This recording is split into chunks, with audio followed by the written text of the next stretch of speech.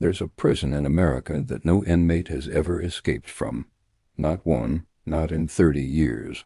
It sits in the middle of Colorado, surrounded by mountains and desert. From the outside, it looks like a modern office building, clean, quiet, almost boring. But inside those walls lives something else entirely. The government calls it USP Florence, ADMAX. The inmates call it something different. They call it the tomb. Some call it a clean version of hell. One former guard said it best: it's not designed for living. It's designed for dying. This is ADX Florence, and the men locked inside are considered too dangerous to exist anywhere else on Earth. If you want to discover the darkest secrets of America's most secure prison, hit that subscribe button right now and drop a comment telling us, should places like this even exist? Let me take you inside. Imagine a cell, 7 feet wide, 12 feet long. That's about the size of a king-sized bed, except you're standing in it. The walls are solid concrete. The door is steel. There's a tiny window only 4 inches wide, but it doesn't show you the outside world. It's designed to show you only sky, or sometimes just a brick wall. You can't see the guards. You can't see other prisoners. You can't see anything that tells you where you are in the building. This is where you'll spend 23 hours every day. The furniture, all concrete. A bed carved from stone. A desk you can't move. A stool bolted to the floor. The toilet shuts off automatically if you try to clog it. The shower runs on a timer. You get a 12-inch television, but it only shows religious programs and educational videos. No news. No movies. No sports. For 1 hour each day you're allowed recreation. But don't picture a yard or a gym. Picture a concrete box, like standing at the bottom of an empty swimming pool. Alone, with cameras watching your every move. Then you go back to your cell. Every single day. For years. Sometimes for the rest of your life. This isn't punishment for getting in a fight. This isn't for breaking prison rules. This is just normal. This is what life looks like for the 350 men locked inside ADX Florence. But why? What could someone possibly do to deserve this? The prison opened in January 1995. The government spent $60 million building it. They designed it with one purpose: to hold the inmates that no other prison could control. These aren't regular criminals. These are the ones who escaped from maximum security prisons, the ones who killed guards, the ones who kept running criminal empires from behind bars, the ones who were so dangerous, so violent, so unpredictable that even other maximum security prisons gave up on them. ADX Florence has 12 gun towers, razor wire everywhere, pressure pads under the ground that detect footsteps, motion sensors, laser beams, guard dogs, sharpshooters, 1,400 remote-controlled steel doors, and it works. 0 escapes in 30 years. But here's what makes it truly terrifying. ADX isn't just one prison. It's 6 different prisons stacked inside one building. 6 security levels, each one worse than the last. Most inmates start in the general population units. These are the easiest sections, though easy means something very different here. If you follow the rules, stay quiet, cause no trouble, you might eventually move to a transitional unit. From there, if you're really, really good, you might get transferred to a regular maximum security prison. But most don't. Most stay. Or they move deeper into the facility, to places with names like the Control Unit or the Special Housing Unit. And then there's the 6th level, the one the inmates whisper about, the one that even guards describe with fear in their voices. They call it Range 13. Range 13 has only 4 cells. 4. In the entire prison, with room for over 400 inmates, there are only 4 cells in Range 13, and they are the most secure location in the entire American prison system.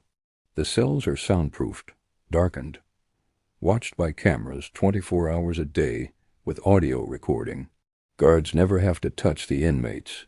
Everything is done remotely. The doors open by computer. Food appears through slots. And here's the strangest part. The guards constantly move inmates between the 4 cells. You might sleep in one cell, wake up in another.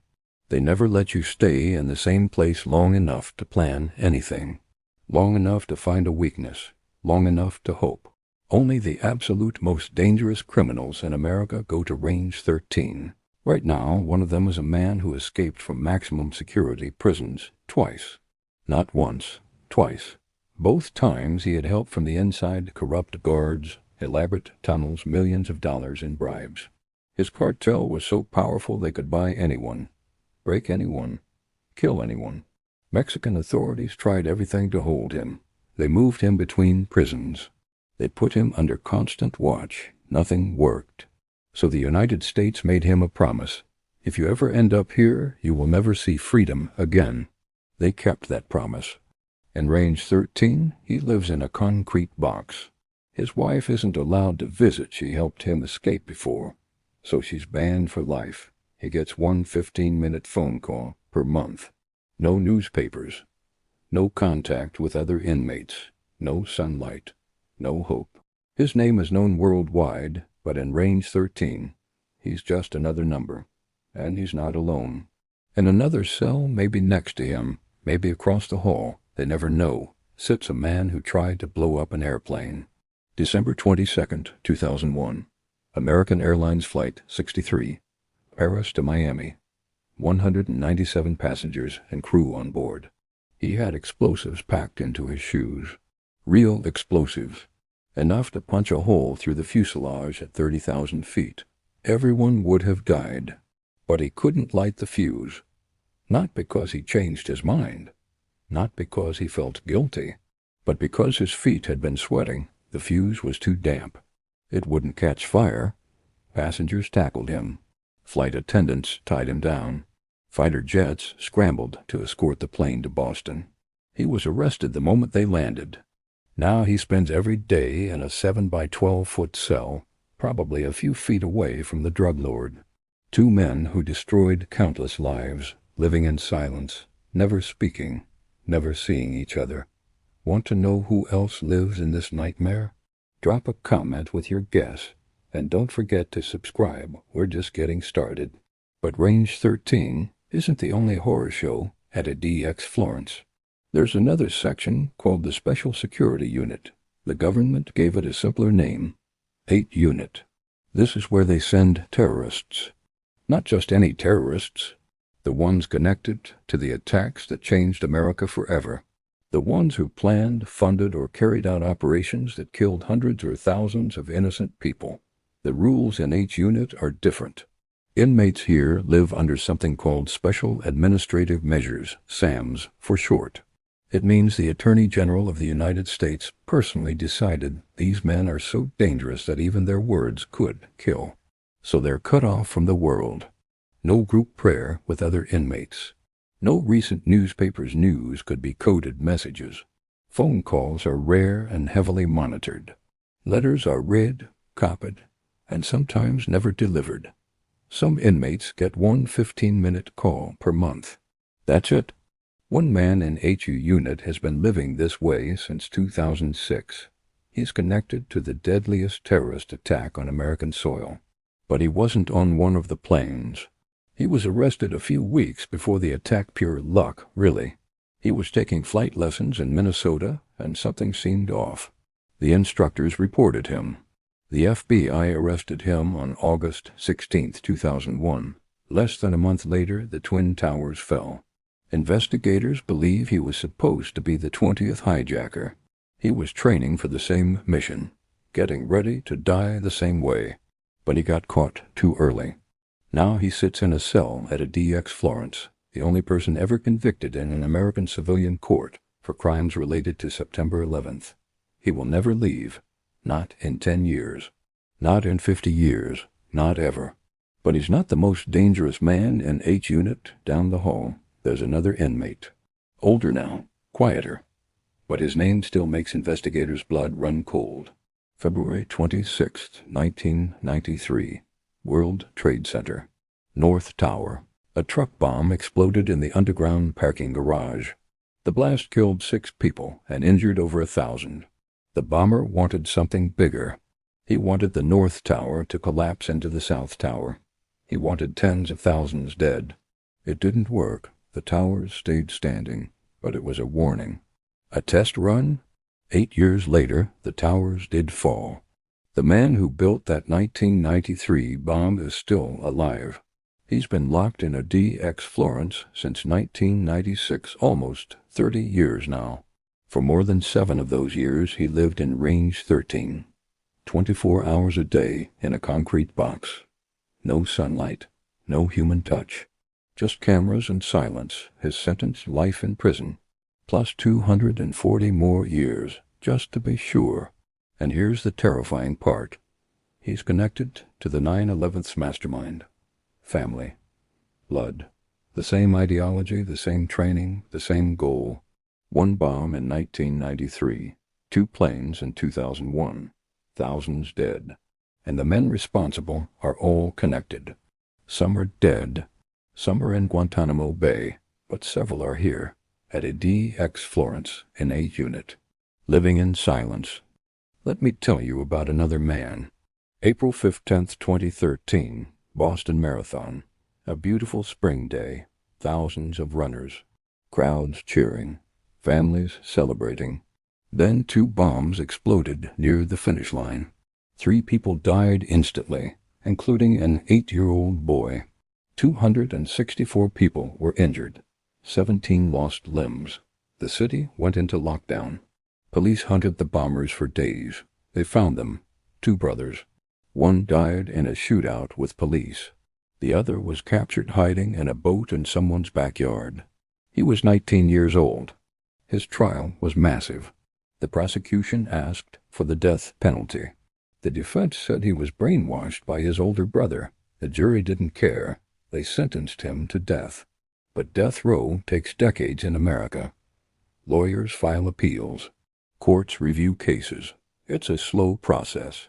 So while he waits to die, he lives at ADX Florence, in a 7 by 12-foot cell, 23 hours a day, alone. He's now in his early 30s. If his execution ever happens, it could still be 20 or 30 years away.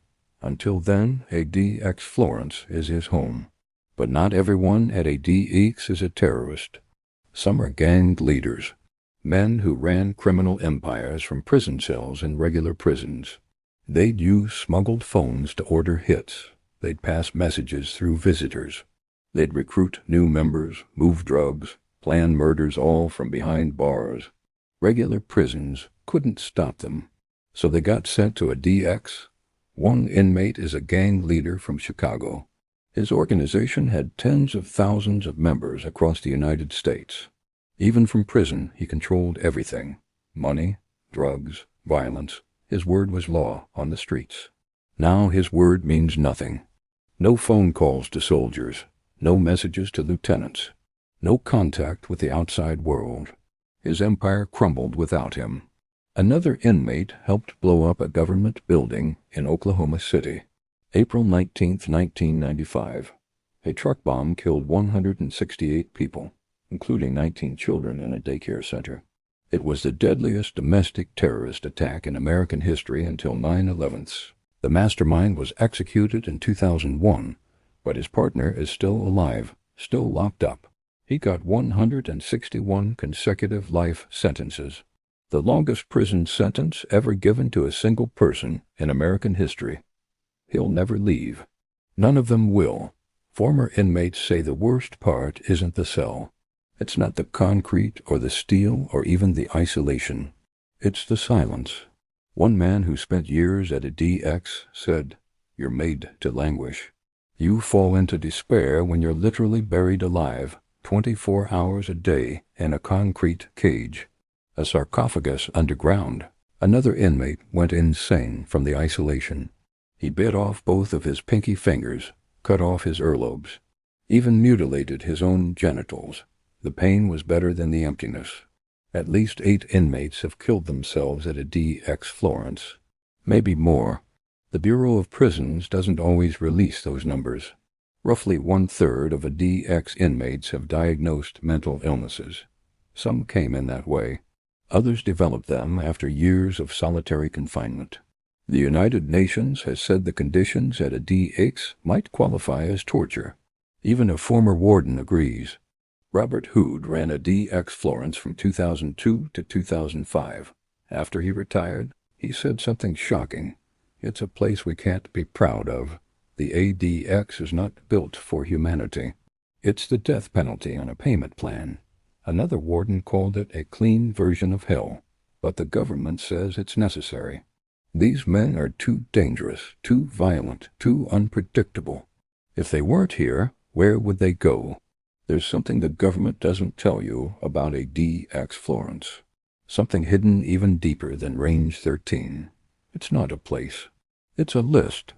A list of inmates so dangerous that the government won't even say their names in public.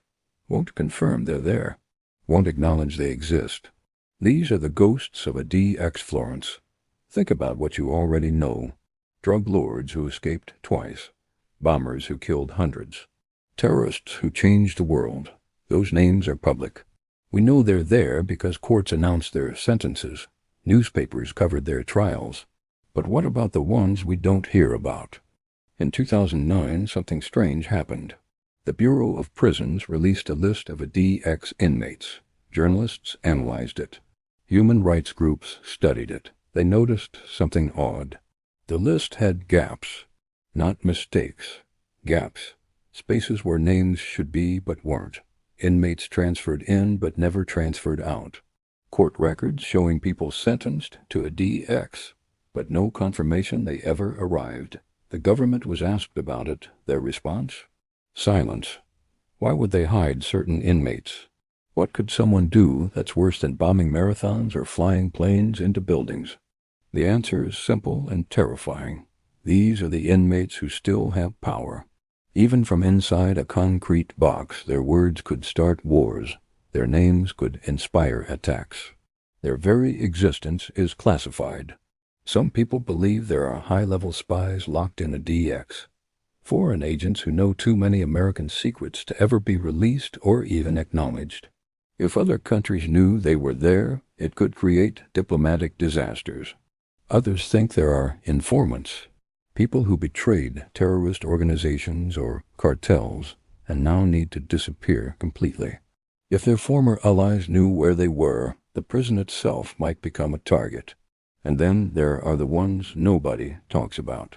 The failed assassins, the thwarted mass murderers, the people caught planning attacks so horrific that making them famous even as criminals might inspire copycats.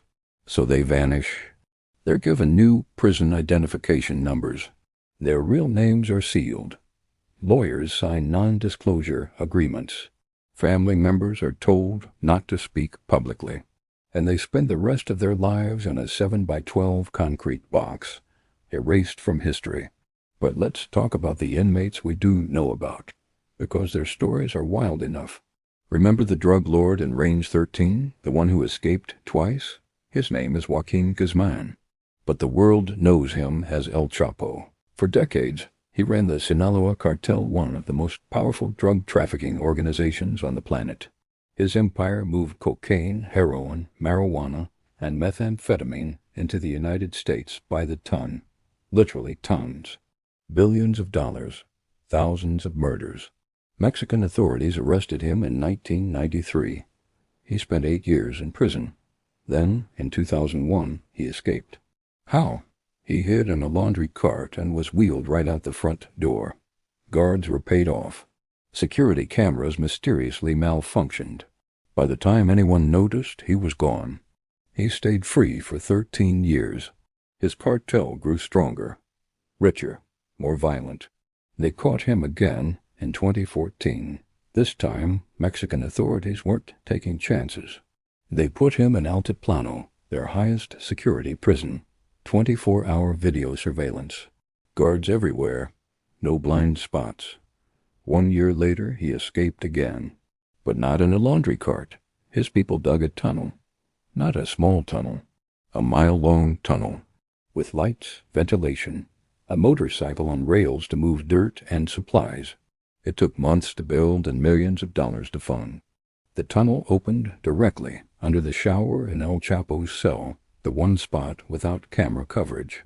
He climbed down and disappeared. The Mexican government was humiliated.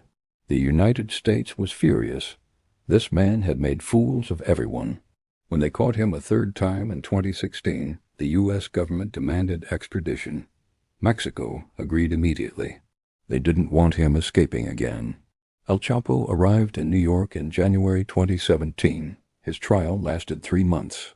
Witnesses testified about murders, torture, and corruption. The jury found him guilty on all counts.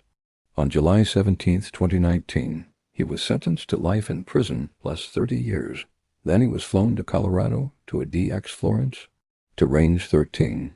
The judge said it clearly. You will never see daylight again. And he won't. El Chapo is now in his late 60s. He lives in a soundproof cell. He gets one 15-minute phone call per month. His wife can't visit. She was arrested for helping him escape in 2015. His mother and sisters can visit occasionally, but conversations are monitored. No sunlight, no fresh air, no hope. The man who once ran a billion-dollar empire now lives in a concrete box smaller than a parking space. But here's what most people don't know. El Chapo wasn't the first person in Range 13. That honor belongs to a man named Thomas Silverstein. In 1983, Silverstein was an inmate at another maximum security prison called Marion. He was already serving life for murder. He was a leader in the Aryan Brotherhood, a violent prison gang.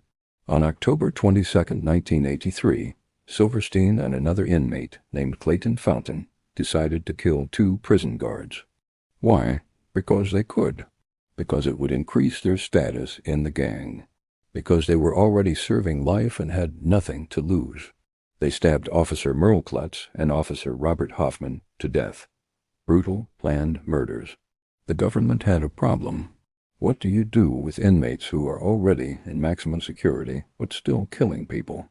Where do you send them? That's why ADX Florence was built.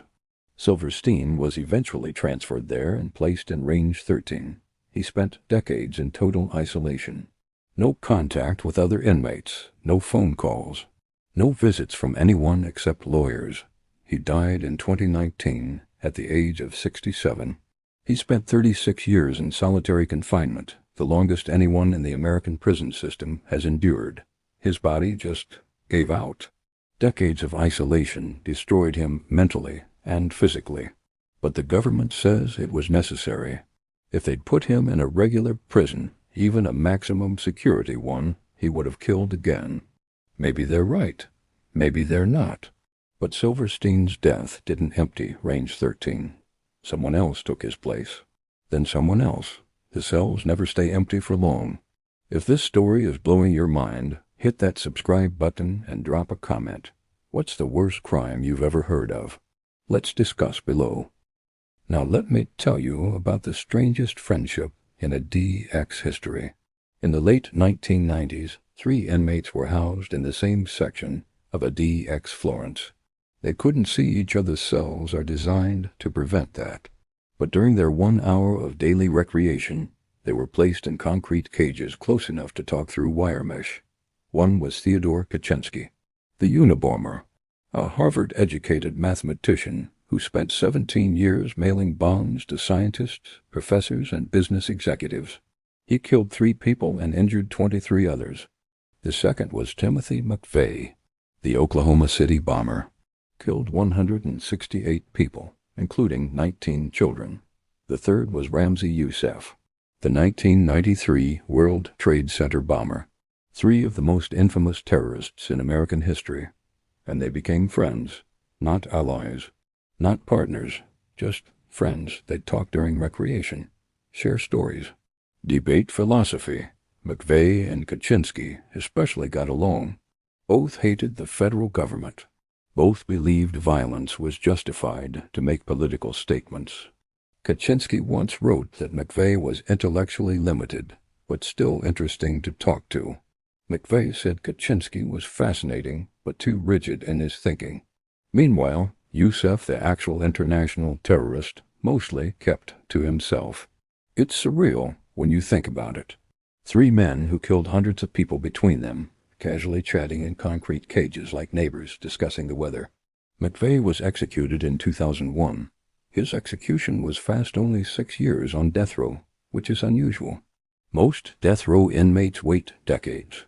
Kaczynski stayed at ADX until 2021, when he was transferred to a medical facility due to declining health. He committed suicide in 2023 at the age of 81. Yusuf is still there, still in his cell, still serving life plus 240 years, still silent. Here's something that'll show you. ADX Florence has a section informally called Bombers Row. It's not an official name.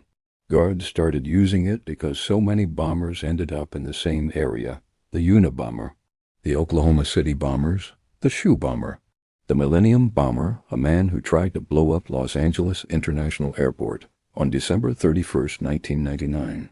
They're all there, or were before some died. One of the men on Bombers Row is named Eric Rudolph.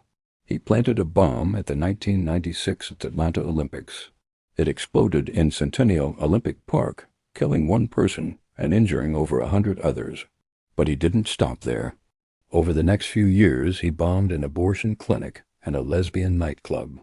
2 more people died. Dozens more were injured. The FBI hunted him for years. He hid in the mountains of North Carolina, living off the land, stealing food from dumpsters. He was finally caught in 2003 and sentenced to 4 consecutive life sentences.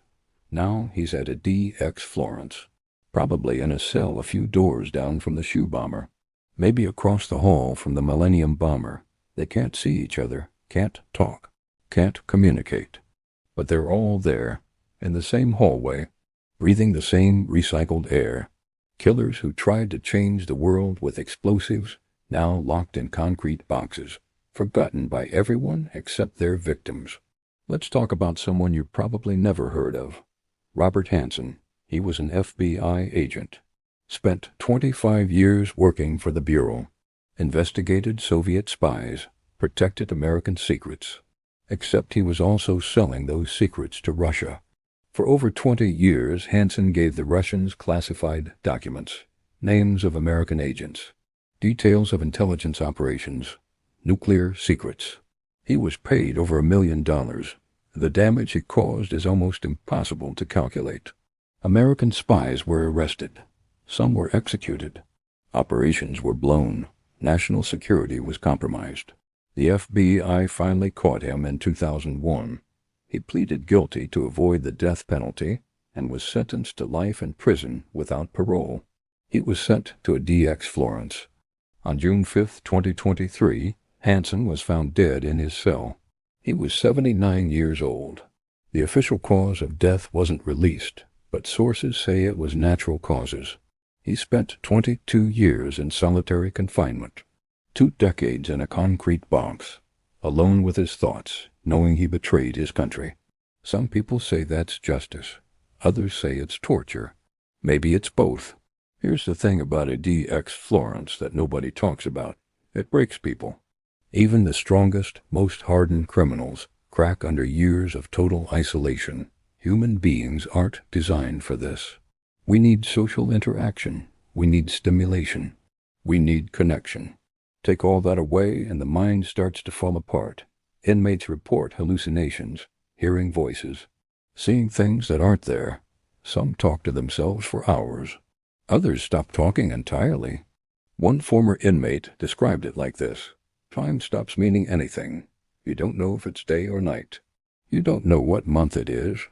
You don't remember what year it is. Everything blurs together into one endless moment of nothing. Psychologists call it SHU syndrome, Special Housing Unit Syndrome. Symptoms include anxiety, depression, hallucinations, paranoia, and suicidal thoughts. The United Nations Special Rapporteur on Torture has called prolonged solitary confinement a form of torture. He specifically mentioned ADX Florence as an example of cruel and inhumane treatment. But the U.S. government disagrees. They say these men are too dangerous for anything else. If they weren't isolated, they'd hurt people, kill people, plan escapes, run criminal organizations from their cells. ADX Florence isn't punishment, the government says. It's protection. Protection for guards. Protection for other inmates. Protection for society. But who's protecting the inmates from themselves? In December 2024, something unusual happened. President Joe Biden commuted 37 federal death sentences to life without parole. It was one of the largest acts of clemency in modern history. Most Americans barely noticed. But prison reform advocates paid attention. Why? Because 10 of those prisoners were transferred to ADX Florence. Let me be clear, these are men who were sentenced to death. Their crimes were horrific. Multiple murders, torture, unimaginable violence. But here's the problem. Many of them have severe mental illnesses, schizophrenia, bipolar disorder, brain damage from childhood abuse.